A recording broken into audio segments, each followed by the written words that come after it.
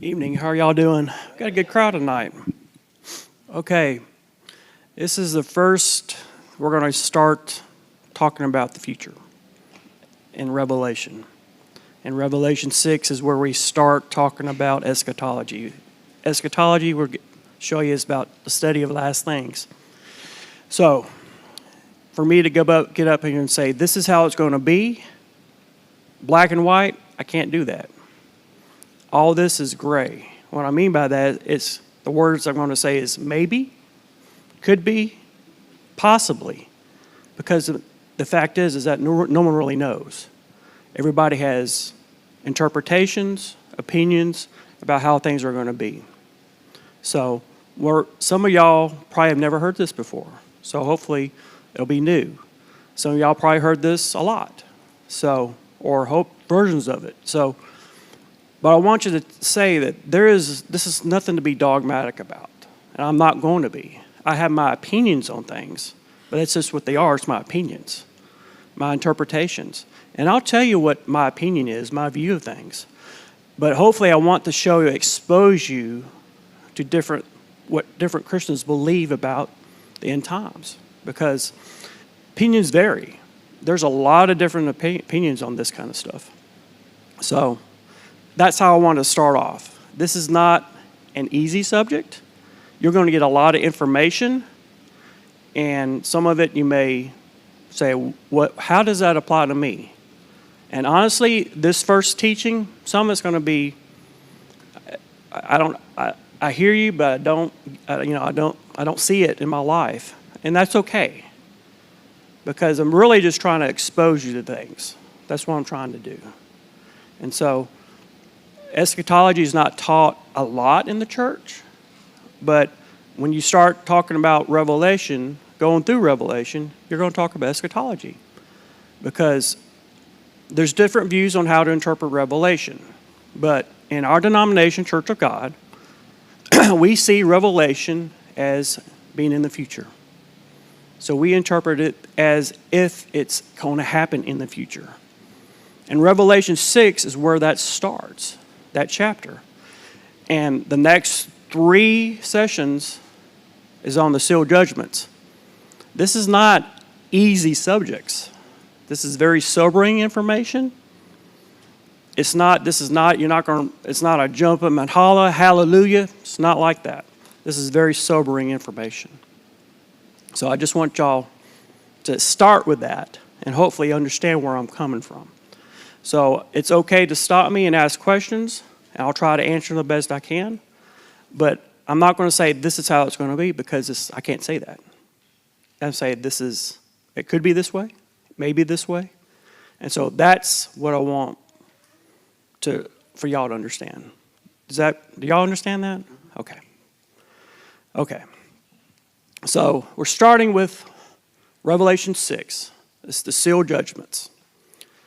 And today we're going to talk about the origin of the Antichrist, a large part of it.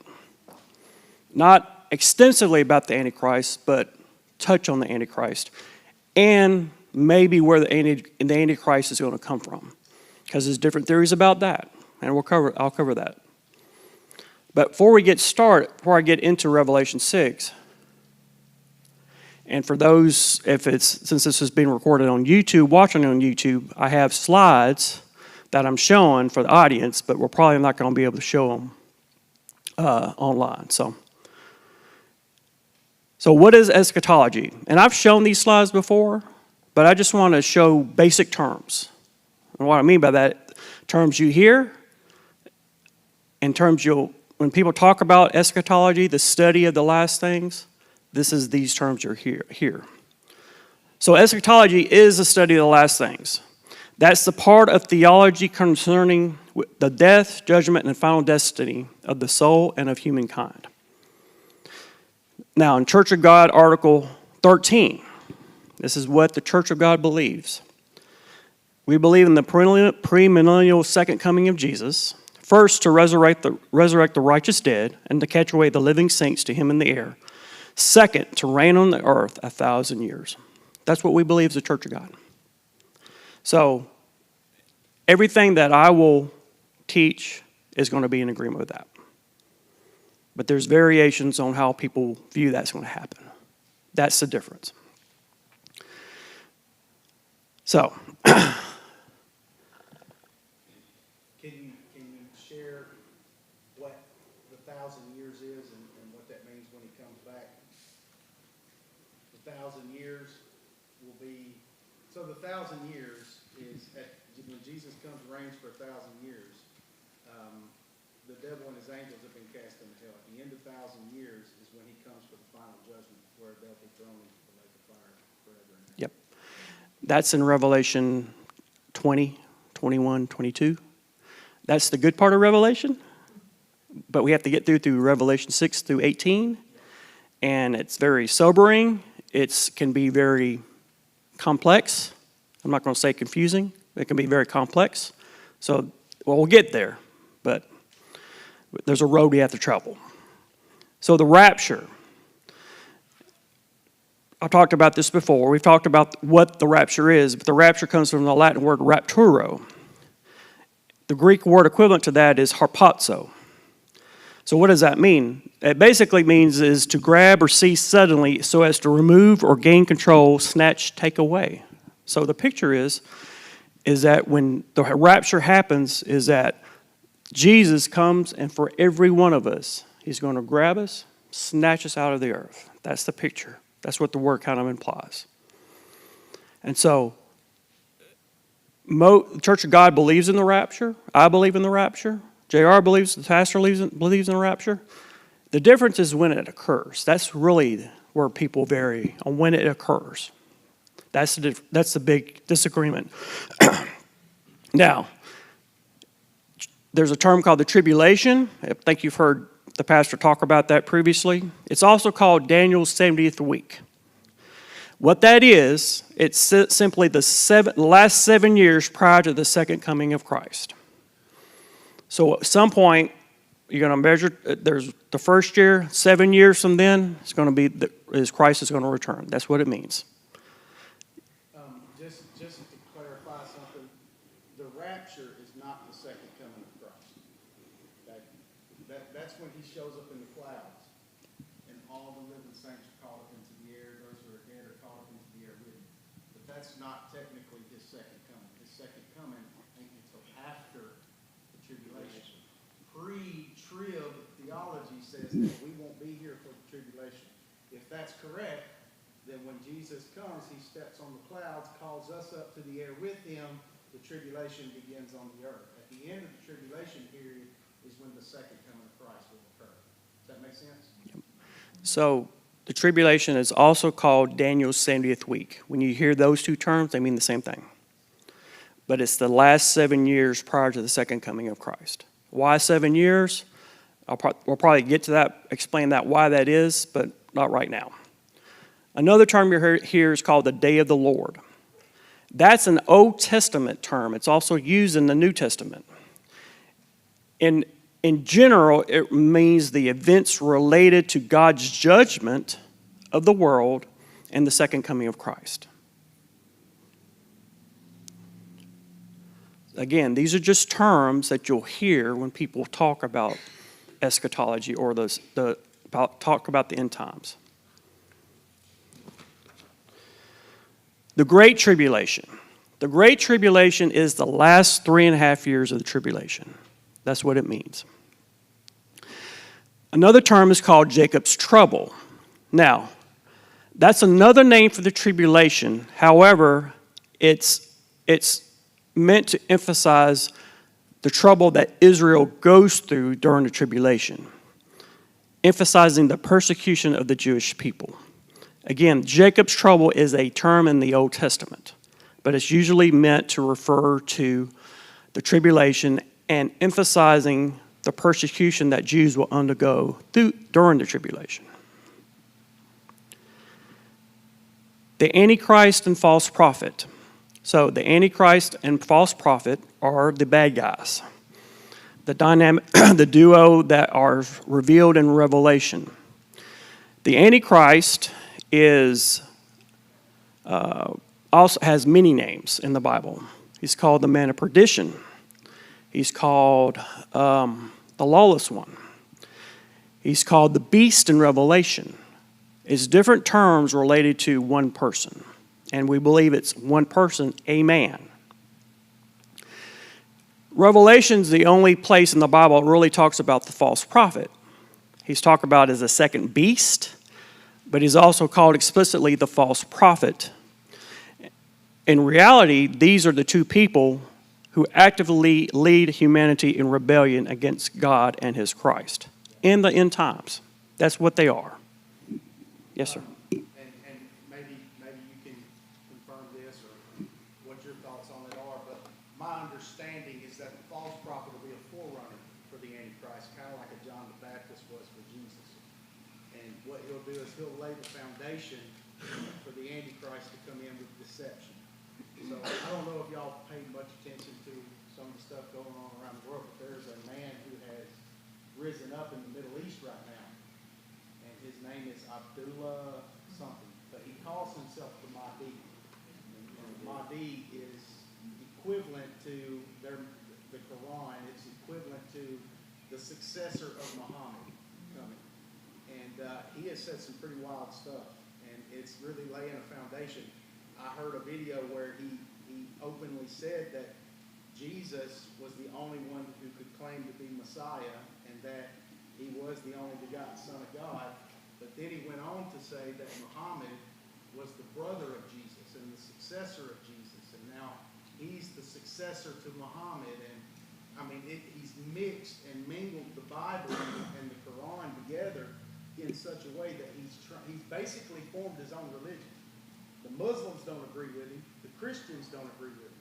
But he's trying to combine the two religions into a whole separate type of thing. That's the type of thing you need to be looking for from the false prophet. He's laying a foundation out for the Antichrist to come in. So that's, kind of what the false prophet will be doing. Yeah, the Mahdi, and I probably will mention this later, but who is the Mahdi? And it's not a biblical term. It's not a Christian term. It's a Muslim term.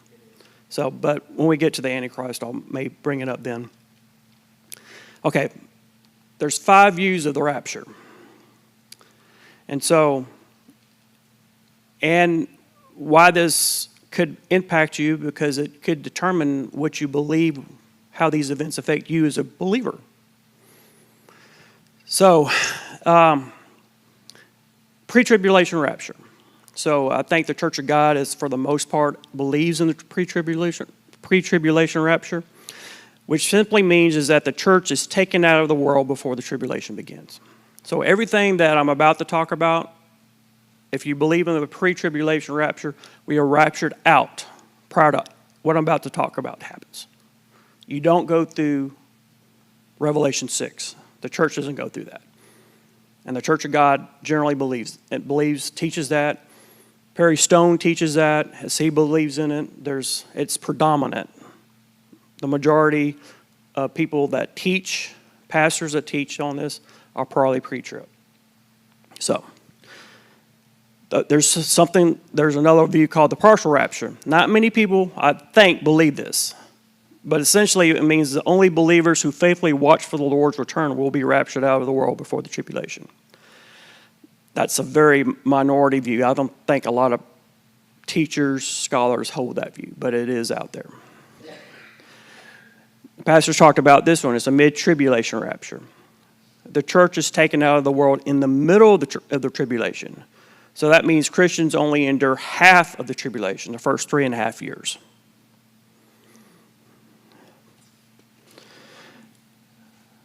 Now, there's a pre-wrath rapture. And this is my view. But the church is taken out of the world before God's wrath is poured out.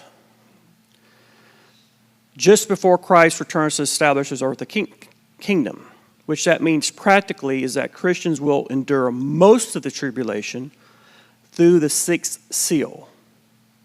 So people that believe in this rapture theory believe that the church will be here through the seal judgments, but then we'll be raptured out and won't have to endure the rest of the tribulation. That's what the pre-wrath rapture is. Then you have the final view is the post-tribulation rapture. And that people who believe this believe that the church won't be raptured out until the end of the tribulation. And so Christians will endure all the tribulation. So there's generally 5 different views. And so what you believe about the tribulation, what you believe about the rapture, you view about when it happens, impacts your whole view of eschatology, in a sense, because you can believe that we won't have to endure the worst time in human history. We may have to endure a lot of it, or most, or all of it. So there's believers, Christians that believe this, believe all 5, and it's okay. It's okay, because this is something that we can disagree on, and people do. And I've heard people call each other names unnecessarily over this issue. I think it's important, but not to call someone a heretic over it, because it's not a heresy. None of this is something we know for sure. There's good biblical basis for all of them. Some are stronger than others, but the practicality of this is, and this is what I want to impart upon you, is that we should hope for the best, right? If you believe in the pre-tribulation rapture, is that we're going to be raptured out here before any of this happens. I hope that happens. But I think we should be prepared to endure if we have to. And so, at least to me, and I'm thankful that the pastors give me a little freedom, it's just to say expose you to different things, different ideas. Like I said, none of these ideas are false, but there's people's opinions. Does that make sense? Okay. Does anybody have any questions? I just want to, start off with basic terms. Some of y'all may have never heard this before. Does all this make sense? Okay. Okay, now we're going to get into Revelation 6:1-2. So we're just going to cover the white horseman tonight, the first seal. Read in Revelation 6:1-2. Now when I saw the Lamb opened one of the seals and heard one of the 4 living creatures saying with a loud voice like thunder, "Come and see." And I looked, and behold, a white horse. He who sat on it had a bow, and a crown was given to him, and he went out conquering and to conquer. Okay, I know I'm going to talk about this first, because what does this all mean? And I'm going to give you what generally people believe about this. But the most important thing is that we talked about it last week. Who's opening the seals? Jesus. If you open the seals, what does that mean? You have authority. You have control. So that's the thing we got to keep in mind is throughout Revelation 6, it says the Lamb opened the first seal. The Lamb opened the second seal. Jesus is in full control of this situation. Jesus is final. What Jesus says and does right here is the finality. That is the finale of creation. Yes. And Jesus is in control. Jesus starts it. He is executing the will of God. Jesus is in control. That's what we got to put our faith in, is what the Bible says about this. So everything that we're going to talk about, all the sobering things, bad things, Jesus is in control. He commands.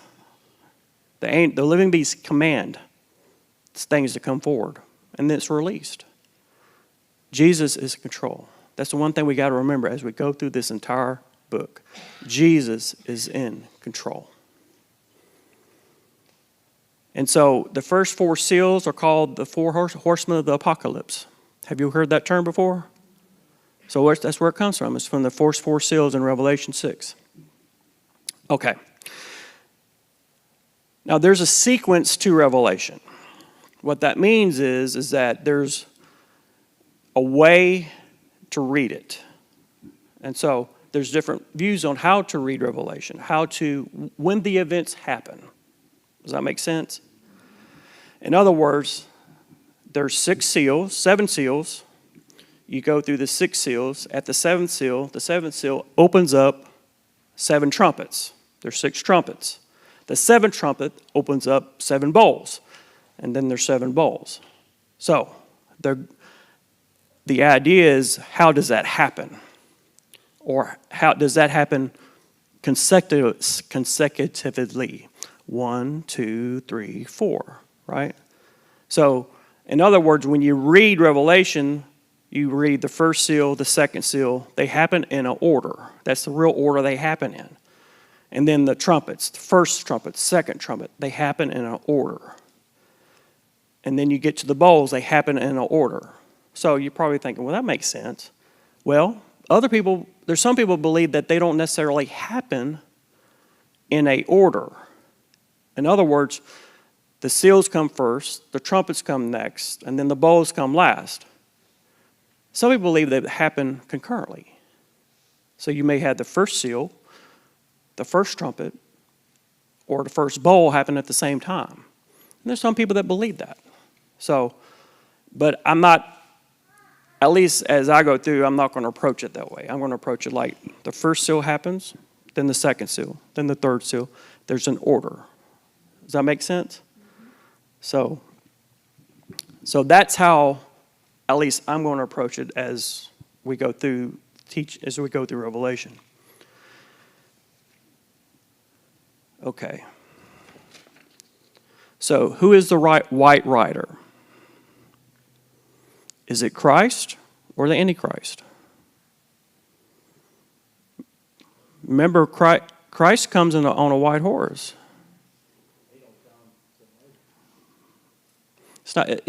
I'm not trying to be a trick question, but it is a question. It's probably not Jesus. But it comes on a white horse. And there's a lot of... You hear how good it sounds. That's how good it's going to look, too. It's not just, it don't just sound good, but it's going to look good. Right. Somebody's going to come in conquering and here to conquer. This is not what you're thinking of. This is going to be very good in the eyes of many. Mm-hmm. So the rider has a bow. In the Greek, it's taxon, he doesn't have arrows. The rider was also given a crown, a Stephanos crown. What's that?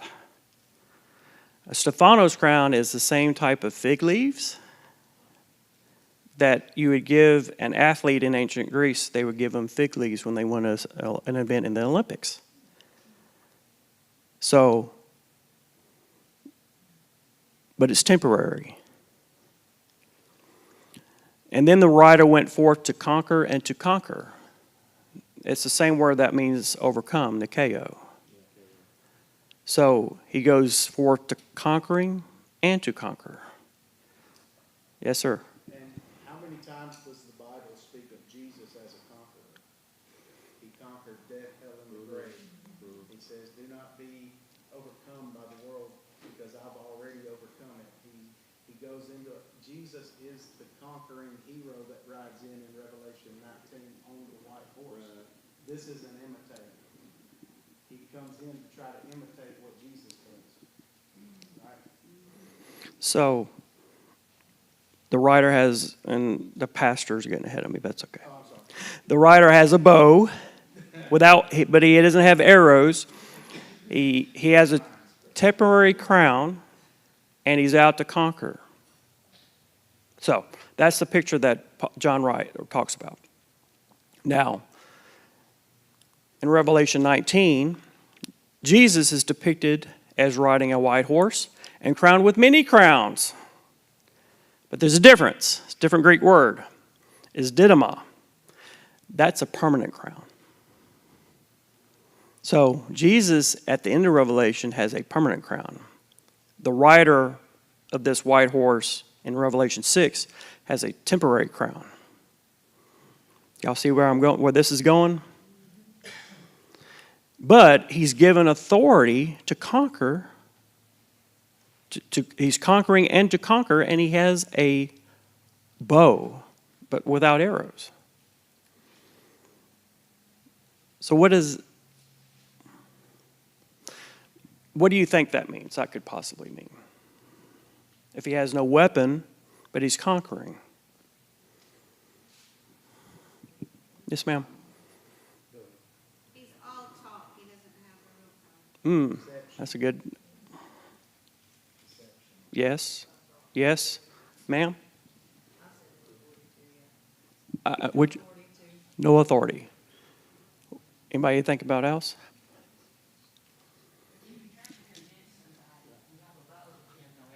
He's trying to convince somebody. Yeah, you're trying to convince. Okay. Follow you or to conquer. He's conquering you, but he has no arrow. So maybe it's a mental thing. Maybe it's a verbal thing. Maybe. Yeah, I would agree. That's a good point. Maybe it's a mental thing, or I'm sorry, verbal. He talks well. He talks well. Anybody else have the thoughts? The pastor said deceiver. Sharon said power. Not power. What'd you say? I'm sorry. You remember? Sorry. He's speaking, but he doesn't have anything to back it up. Okay. He's talking, but he has really nothing to back it up. Lisa said he's verbal. He uses convincing words. Is that what you're trying to say, maybe? Yeah, he conquered you with his word. Yeah. He's a good speaker. Anybody else have an opinion? He's sneaky. He's sneaky. Yeah. Sneaky snake. I think I've heard that before. Brother Andy. Yep. Anybody else have any thoughts?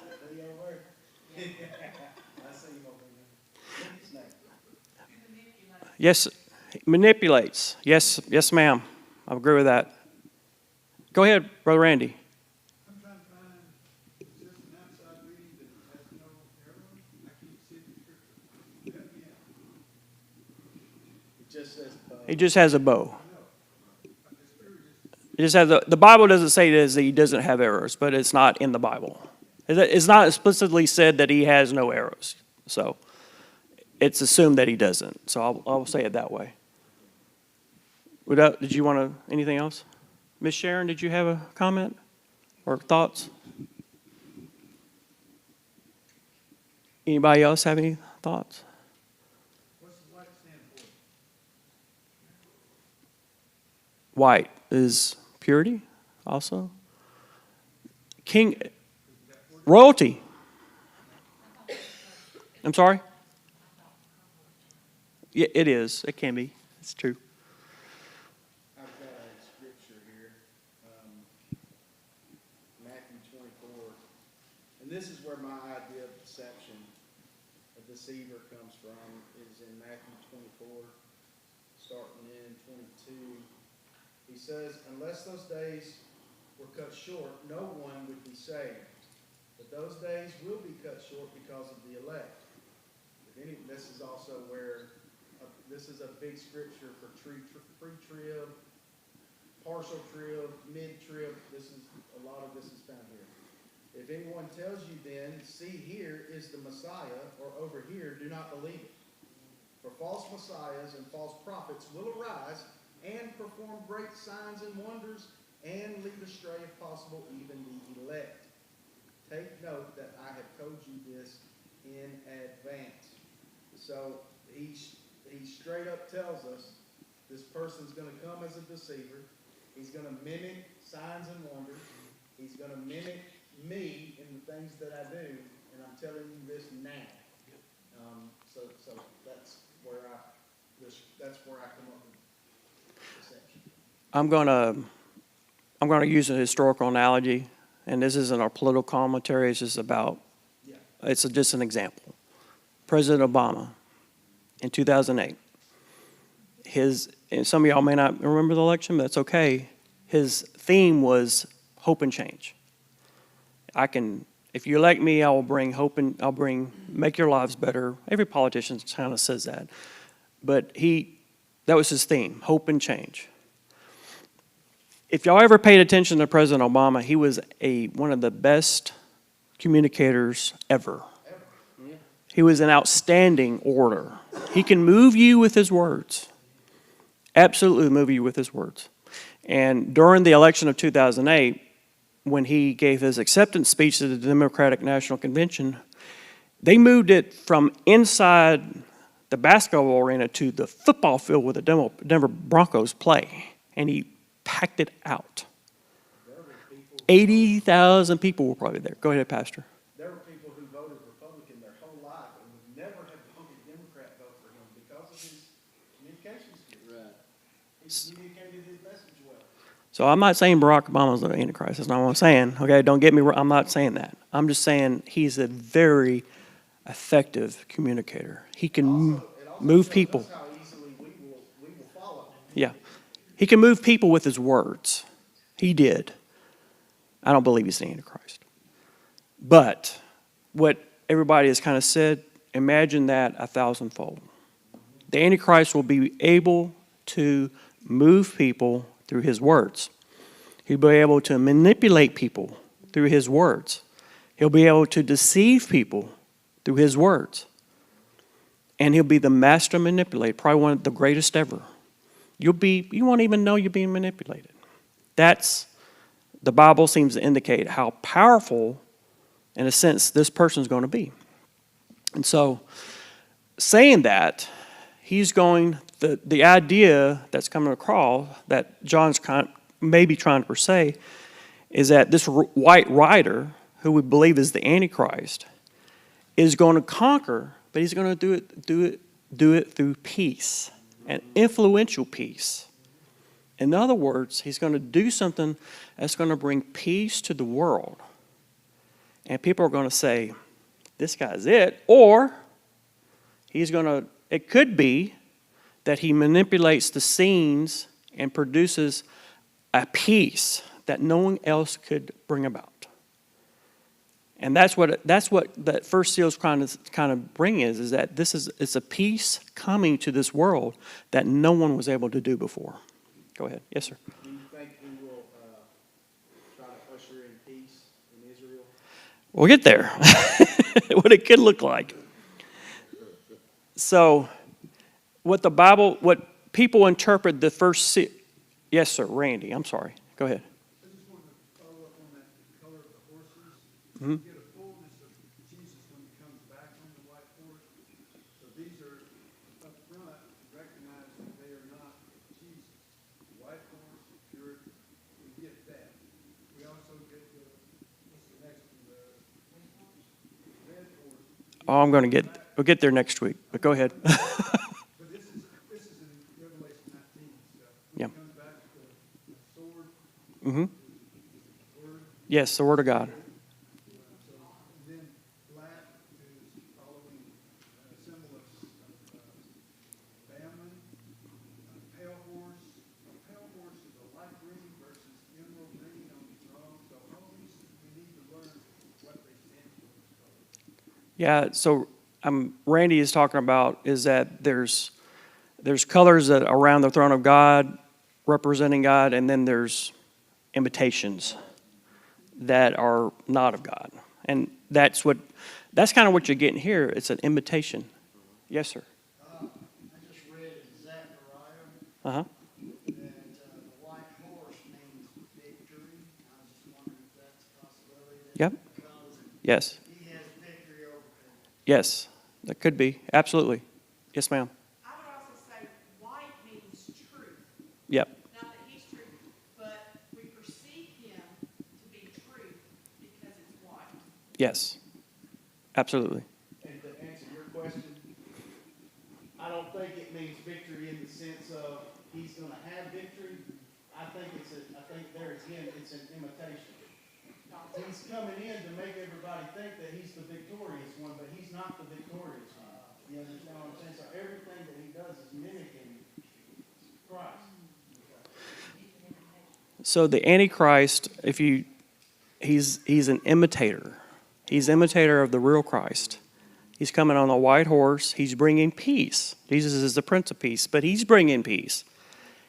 He's a Counterfeit. Counterfeit. And he's going to, this first seal is where we believe the tribulation begins. Most people believe that. And I'm gonna say something a little lighthearted. Think of Donald Trump times 5,000. yep, I think that's a good. Everything this man do will be the most beautiful thing ever. It'll be the greatest thing ever. It'll be the best thing, the best thing the world's ever seen. I mean, it's going to be over the top. Look at me. I mean, he's going to be a very charismatic individual, but it's going to be over the top kind of look at me.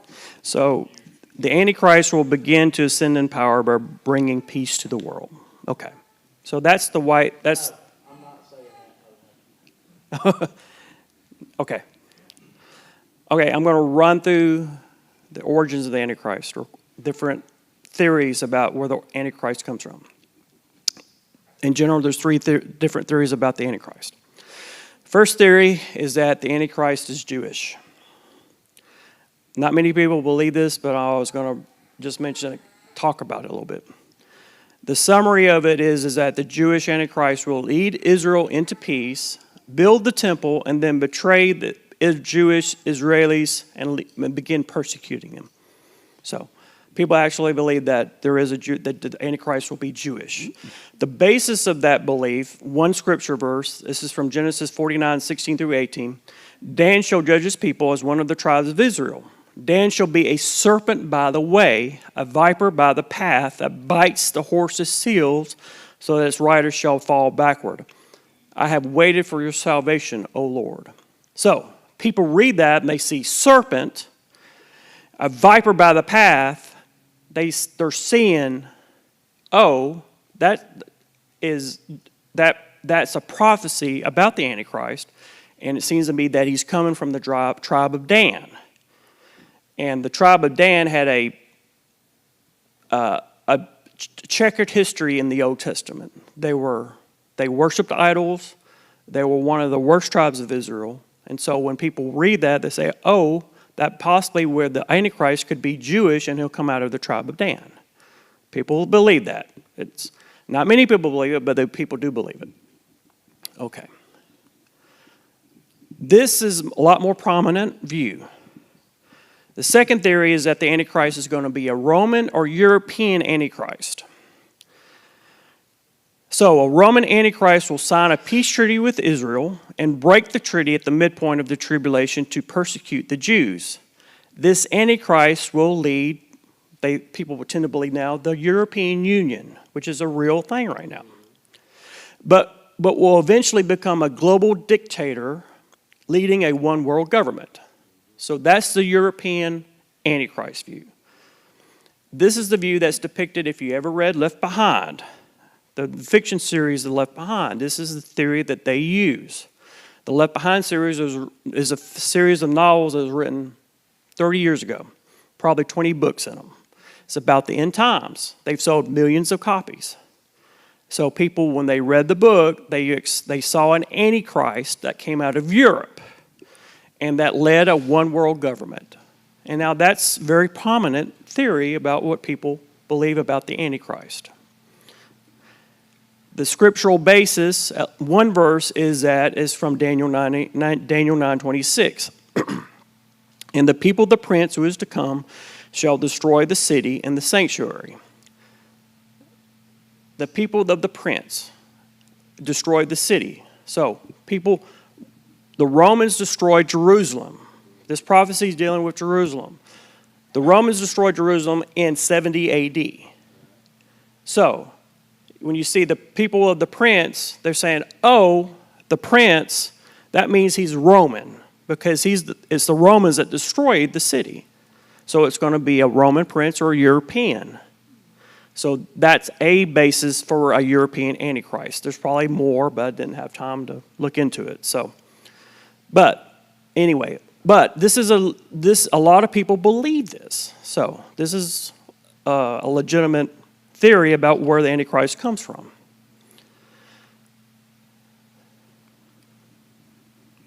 Okay, the next theory and the last one is that the Antichrist will be Middle Eastern or Islamic. the summary for this view is that an Islamic Antichrist will sign a peace treaty with Israel and break the treaty at the midpoint of the tribulation to persecute the Jews.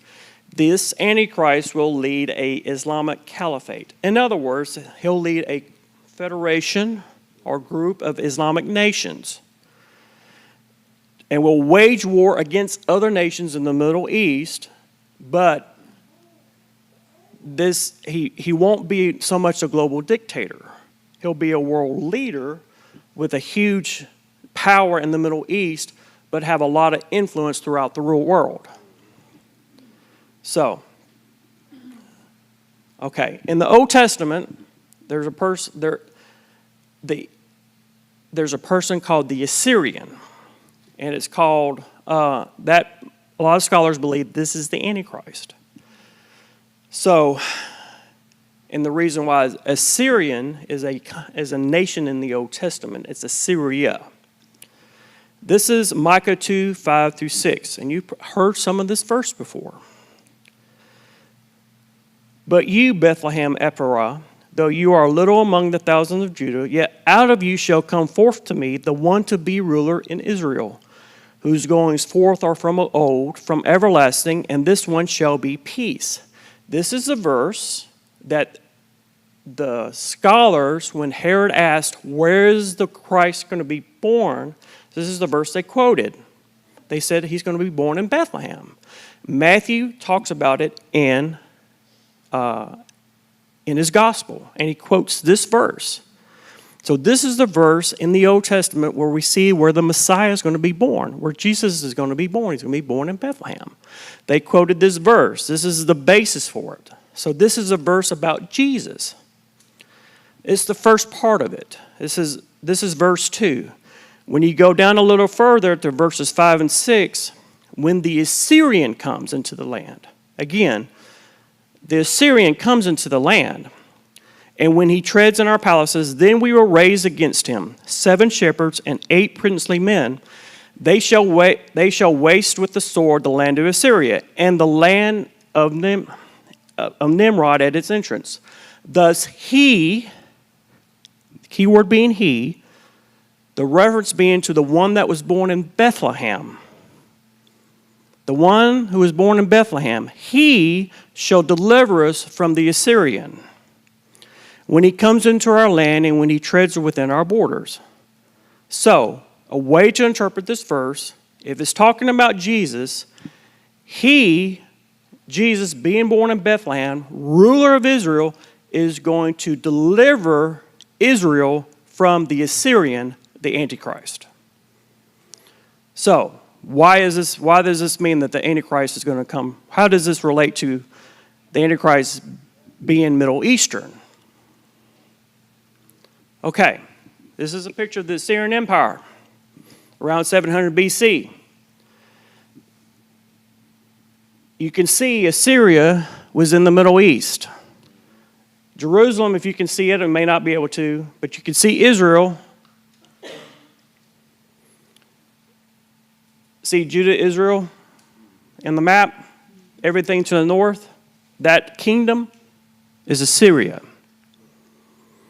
So the Bible seems to indicate the Assyrian, whom Jesus will defeat, comes from this area. Potentially. So that's one verse. Go ahead, yes, sir. So in Matthew 24, when Jesus is talking about even the elect will be deceived. So Jesus never taught about salvation of Gentiles. When Jesus mentioned the elect in Matthew 24, he is speaking of the Jewish people. And you mentioned this a while ago that many believe that the Antichrist will spring forth out of the Jewish people. That I believe that as well. And the reason why I believe that is because when he's talking about many of the elect being deceived, they're going to receive him as the Messiah. Many of God's people don't believe that Jesus was the Messiah. And this guy's going to show up on the scene and be so cunning and deceptive that those who did not confirm Jesus as Messiah in the Jewish religion will confirm this guy as the Messiah. And it's also a perfect view of Jesus and Barabbas. Barabbas represents the Antichrist. And the people in Israel are standing there with the real Messiah here and the false Messiah here. That's why his name is Barabbas, son of the Father, same as Jesus. And so they picked Barabbas over Jesus. And so that's a view, that's almost a prophetic view of what's going to happen in the end time. Yes, absolutely. It could be that way. So I'm going to, one more verse, Daniel 11. The prophet Daniel was given a prophecy by the angel describing the future of Israel after 500 BC, describing, and I'm going to give you the summary of it, describing Alexander the Great, who is a great king in the Greek Empire. He conquered most of the Middle East, and his successors, including Antiochus Epiphanes. So if y'all remember in the past, we talk about Hanukkah. So the guy that destroyed was Antiochus Epiphanes. That was the guy in Hanukkah, the bad guy. So he ruled the empire called the Seleucid Empire. So this was from 175 to 164 BC, and he is a type of the Antichrist. So Daniel 11, if you read it, it's pretty long, but the angel gives Daniel this prophecy. And it's long. It's the same one where he struggled against the king of Persia for 21 days. If y'all remember that verse about spiritual warfare, it was the same verse, the same passage of scripture. But after he brings the prophecy to Daniel, he gives him this prophecy. It's a whole chapter. I'm not going to quote the whole chapter. But most people believe this is a description of the Antichrist. Then the king shall do according to his own will. He shall exalt and magnify himself above every god, shall speak blasphemies against the God of gods, and shall prosper till the wrath has been accomplished. For what has been determined shall be done. He shall regard neither the God of his fathers, nor the desire of women, nor regard any god, for he shall exalt himself above them all. So this verse could be referenced to the Antichrist. In Daniel, he's called the king of the north.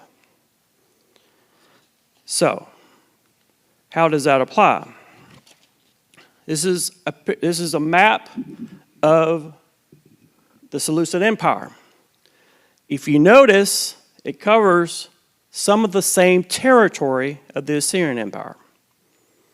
So, in two different verses, two passages of Scripture, it seems to indicate the Antichrist is going to come from a part of the Middle East. And it's pretty wide area, but that's what a lot of people that believe this theory believe, is that the Antichrist will come from this part of the world. And they talk about Daniel and Micah, that use that as their basis. The pastor talked about the Mahdi. What's the one religion that dominates this area? Islam. In Islam, they have a figure called the Mahdi. And I didn't bring this up, but because the pastor mentioned it, there is a guy out there claiming to be the Mahdi. In Islam, this Mahdi is like their Messiah in a sense. And he will bring forth the end of the world. He will bring forth world peace, and he will judge all the enemies of Allah, their name for God. So, that's what the Mahdi is. And so, it's their version of the Messiah. If you look at it, the Mahdi is almost the exact mirror image of what we believe the Antichrist is. So, his reign is for 7 years. He rides on a white horse. Just mention a few things. He will force everybody to become Muslim, to convert to Islam. And then when that happens, they will have world peace because everybody will be subject to Allah. So, that's their view. It mirror images what the Bible teaches about the Antichrist. It's very close. It's like a mirror image. So of course, we know Revelation is largely taught in imagery and things like that. So you, in the literal sense, I don't think we're going to see a man coming in on a white four-legged animal. Right. So the question becomes, what is the white horse? And you just mentioned it.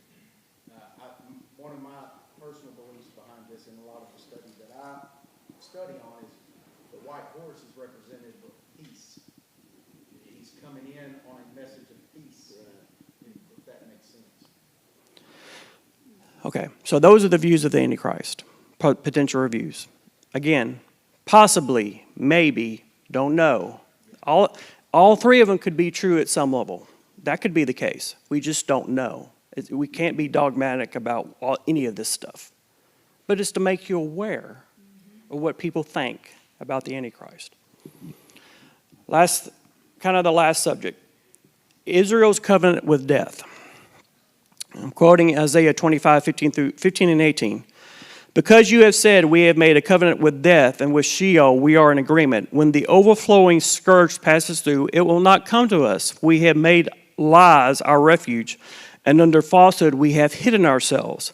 Your covenant with death will be annulled, and your agreement with Sheol will not stand. When the overflowing scourge passes through, then you will be trampled down by it. Okay, what's this talking about? So, Isaiah, in the context, is talking about Israel was putting their faith in other nations to give them protection. So they were making agreements. They were making treaties with other nations, specifically Egypt, and say, Egypt, protect us. We need your protection. We need your protection against our enemies. And God was saying, why are you putting your faith in other nations when your faith should be in me? That's the point. And God's point is saying, you have made a covenant with death. These other nations are going to lead you to death. So that's the picture, is that it is a covenant of death. But this term can be prophetic, because is there coming a point in history, in the future maybe, where Israel makes an agreement with someone trying to get peace for them, and that's ultimately this person will betray him, the nation of Israel. He'll bring peace only to turn around and persecute. So I kind of mentioned this before. The bottom line on this slide is that Israelites misplace their confidence, not in God, who God said they should trust, but they place their trust in other nations. And that's where it's led them to a covenant with death. I mean, it's not going to turn out well for them. It's going to ultimately end in bad things for the country, for their nation. So, the Old Testament seems to project that Israel's going to come. There's going to come a point where they're going to make a covenant with someone that will betray them. Daniel refers to it in Daniel 9:27. Then he shall confirm a covenant with many for 1 week. 1 week means 7 years. Daniel talks about 490 weeks. People believe that's 490 years. 483 years have already occurred. There's 1 week left, or 7 years left. 7 years is the tribulation. That's where we get the tribulation from, right here. But in the middle of the week he shall bring an end to sacrifice and offering. And on the wing of abomination shall be one who makes desolate, even until the consummation which is determined is poured out on the desolate. What does that mean? Israel is going to make a covenant with this person. In the middle of the 7 years, he's going to bring it in to sacrifice. Sacrifice referring to daily sacrifice that they made at the temple. That's what Daniel's referring to. There's going to come some point that this person is going to end in the middle of the 3.5 years, the sacrifice in the temple. And then when that happens, there's going to be a desolation occur, a destruction of Israel. This is where we talk about a covenant unto death. It's going to be an agreement, a covenant, a peace treaty with someone. And the someone is going to cause the desolation of Israel. Y'all starting to see where this is all coming together? Okay. Many Bible teachers and scholars relate this verse to the first seal. In other words, what I've just described in Daniel is the first seal. It's going to be an agreement of peace,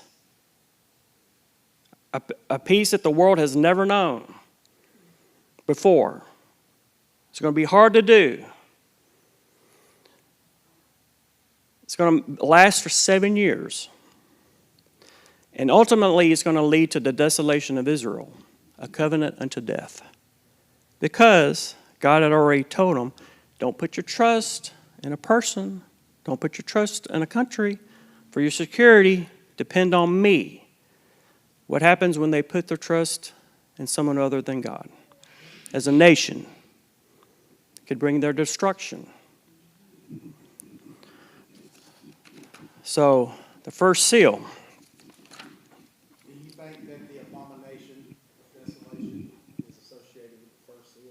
No, I don't think so. Because it happens in the middle of the tribulation, but that's different.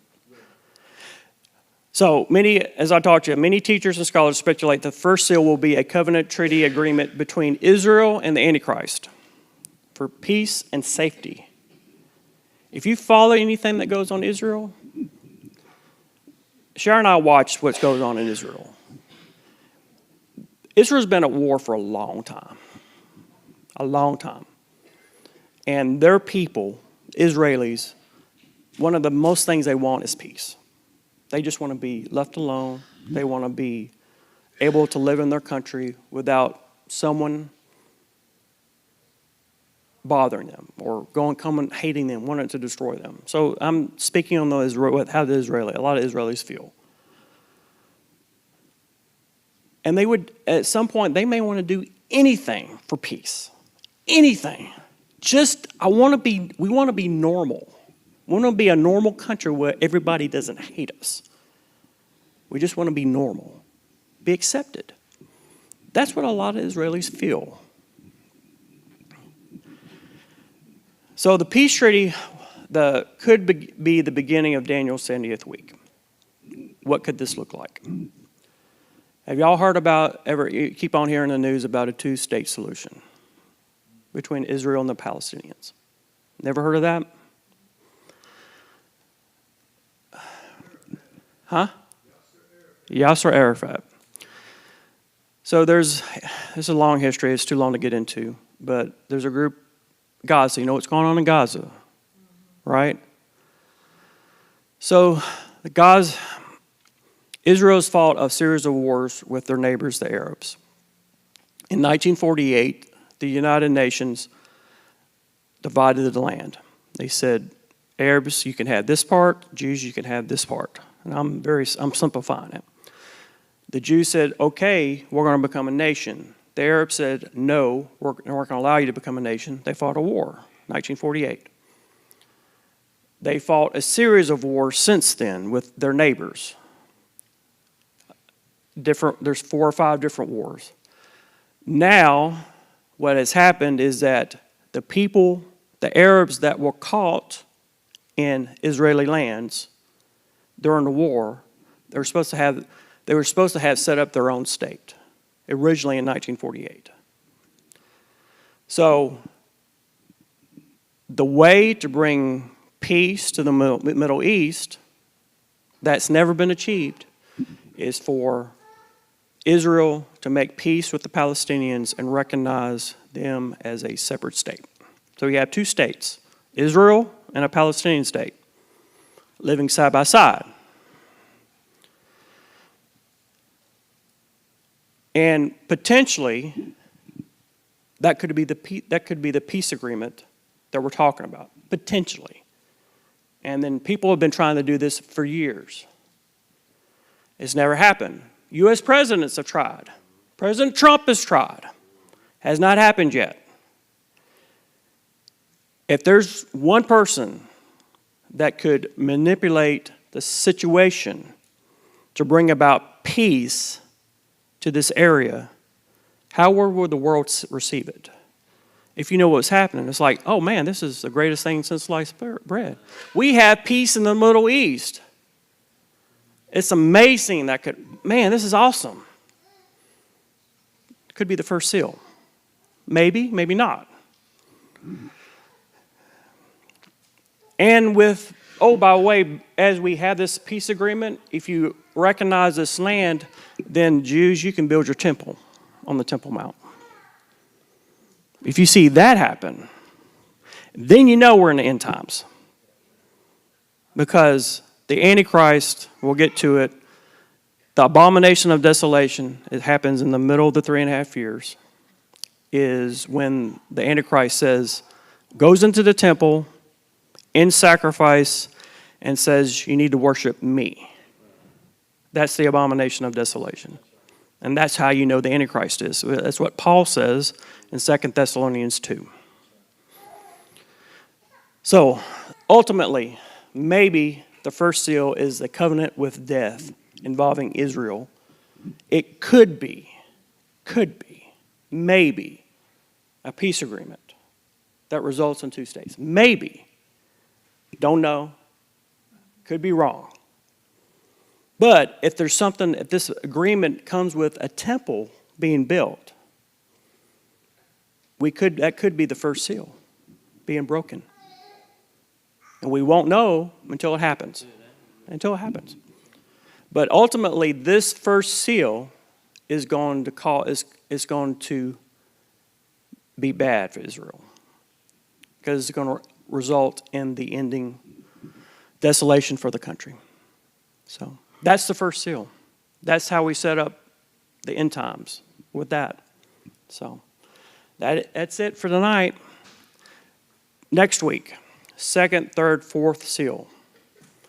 Not going to be an easy thing to talk about. Because we're going to talk about war, pestilence, people dying. It's not an easy thing to talk about. But the Bible talks about it, so we need to talk about it. So, I hope y'all come back. I hope y'all learn something. At least expose the ideas. Does anybody have any questions before I turn it over to the pastor? I was going to ask you one thing. In the beginning, you were talking about the 1,000-year reign. Do you take that 1,000 years as a literal 1,000 years, or is that? I do, personally, yes. You know what I'm saying? It's symbolic. It could be. A day in heaven. You know, Peter says 1,000 years is a day, and a day is 1,000 years. Could it be one day? Could it be? It's all symbolic and. Yes, sir. The answer is yes. It could be literal, it could be symbolic, and it's probably both. You know what I mean? Right. There is a literal pre-millennial reign. Yes, it'll be 1,000 years. Will that 1,000 years be as 1,000 years as it is to us Right. now? Because a lot of people are 1,000 years. But is it literally, you think that's what it means? I do, personally. Yes, I do. But the 1,000-year reign of Christ, we could spend hours on that. That's good stuff. It's Jesus literally ruling on the earth for 1,000 years. You think it's heaven on earth, literally. And so there's different thoughts about it, but people can live, people that are alive that are not have glorified bodies will live hundreds of years. And so it'll be a great time.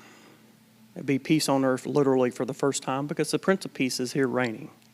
So any other questions? Pastor? Thank you, brother. I know how much research and studying that takes to come up with that. So very grateful for you. Can we just thank him for tonight?